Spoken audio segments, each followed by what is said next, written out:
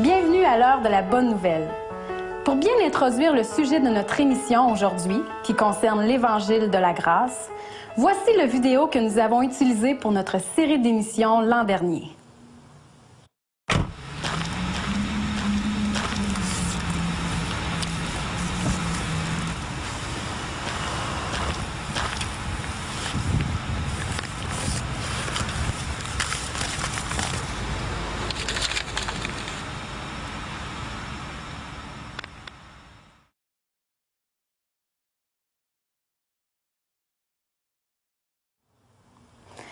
Une image vaut 1000 mots. La question de notre Vox Pop cette semaine, que faut-il faire pour aller au ciel? Des bonnes choses. Ben, moi, qu'est-ce qu'il faut faire? En autant qu'on fasse une bonne vie. C'est sûr que c'est bon de vivre une vie comme correcte, faire des bonnes choses, bon travail. Faut être gentil. Mais je pense pas, non. Je pense que ça va se décider tout seul. Ben, si t'as vécu d'une bonne façon, si t'as pas fait de la peine à personne, si t'as pas commis de meurtre... moi, je pense que j'irai pas. J'ai trop fait de péché, je pense. Je pense que j'irai pas, mais je pense d'après moi, il faudrait aider les autres, être une bonne personne, d'après moi, pour y aller. Là. Ou à moins que tu arrives en haut et qu'il te pardonne tout, là. Même si c'était le pire voleur qu'il y a pauvre.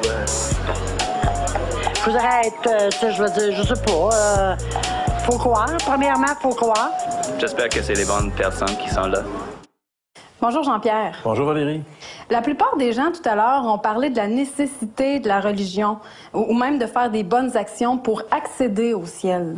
Ben, je pense que les gens disent ce qu'ils croient. Et si tu as remarqué, moi, j'ai écouté attentivement le Vox Pop, puis chacune des personnes disait sensiblement la même chose. Peut-être pas de la même façon, mais il y a un fil conducteur à toutes ces personnes-là.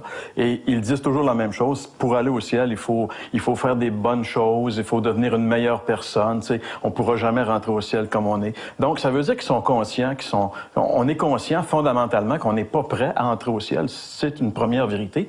Et la deuxième, c'est qu'on croit tous que pour accéder au ciel, il faut faire quelque chose.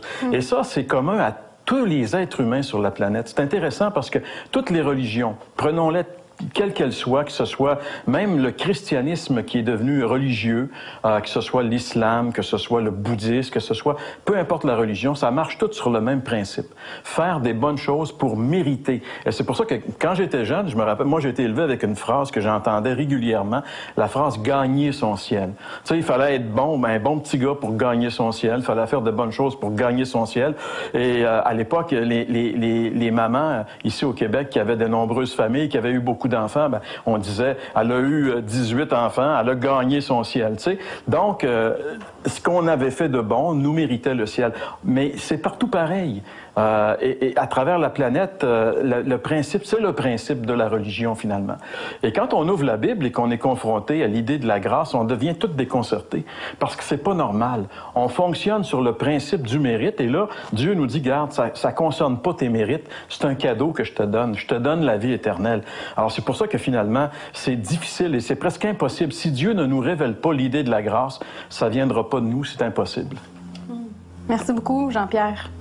Alors, encore une fois, je vous invite à la maison à réagir en nous faisant part de vos commentaires.